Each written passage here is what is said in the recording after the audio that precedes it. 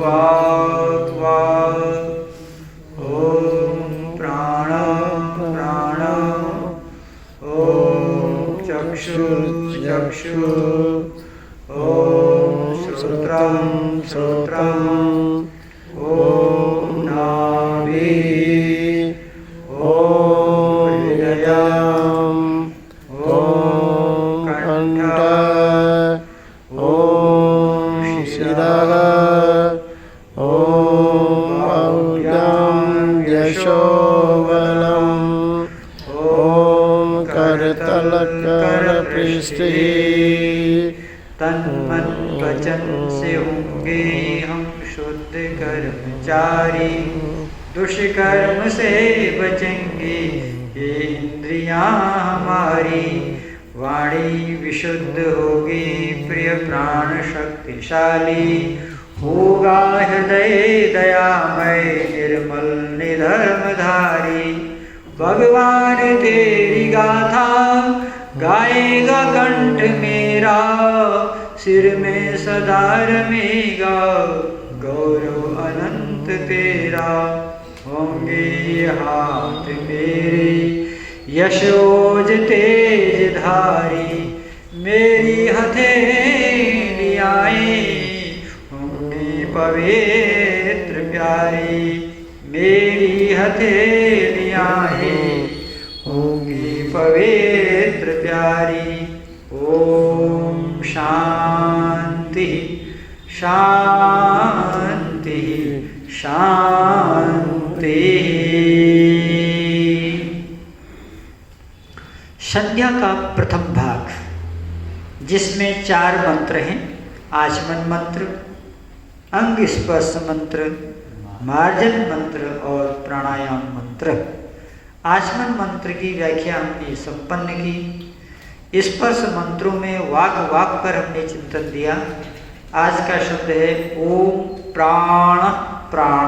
बोलिए ओम ओम प्राण प्राण प्राण प्राण। 2 बार प्राण शब्द आया। हे परमेश्वर, आप हमें प्राण शक्ति दो, जीवन शक्ति दो, चेतन शक्ति दो, क्योंकि प्राण से ही यह शरीर काम कर रहा है।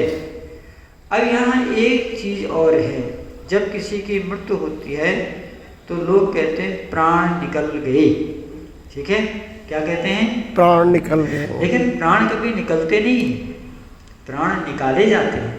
आहा, अब समझ में आया बात? प्राण कभी निकलते, निकाले जाते हैं। कौन निकालता है? हाँ, ईश्वर निकालता है। कब निकालता है? जब हमारा भोग समाप्त हो जाता है। कभी कभी आकस्मिक भी निकल जाते हैं, दुर्घटनावश।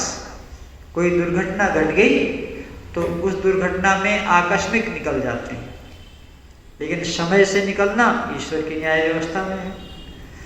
तो ये जो प्राण है, जो हमें जीवन दे रहा है, यह प्राण भी जड़ तत्व है। क्या बोला? हाँ, जैसे मन जड़ है, इंद्रियां जड़ है, शरीर जड़ है, वैसे प्राण भी। क्यों? क्योंकि प्राण भी प्रकृति से ही बना है। किससे बना है? प्रकृति से। तो प्रकृति क्या है? जड़ है। तो जड़ वस्तु कार्य का गुण, कारण का गुण कार्य में होता है। ये सूत्र है दर्शन शास्त्र का। क्या बताया? कारण के गुण कार्य में होते हैं। जैसे गन्ना कैसा होता है? मीठा। गन्ना कैसा होता है? गन्ना मीठा होता है ना। अब गन्ने से जितने भी पदार्थ बनेंगे वो कैसे होंगे? मीठे। मीठे होंगे। चाहे गुड़ बनाओ, चाहे शक्कर बनाओ, चाहे मिश्री बनाओ, चाहे बतासे बनाओ, जितने भी रूपांतर जाएंगे, रूप रंग आकार अलग अलग होंगे, लेकिन मिठास वही होगी। ठीक है। तो प्राण प्रकृति से बना है। अब क्योंकि प्रकृति जड़ है, तो प्रकृति से जो कुछ भी बनेगा वो जड़ ही होगा। आ रहा समझ में? लेकिन जब यह प्राण आत्मा के साथ जुड़ जाता है किसके साथ जुड़ता है? आत्मा के साथ। हाँ, तब यह प्राण लगता है बड़ा बलवान है, बड़ा पहलवान है, बड़ा ताकतवर है।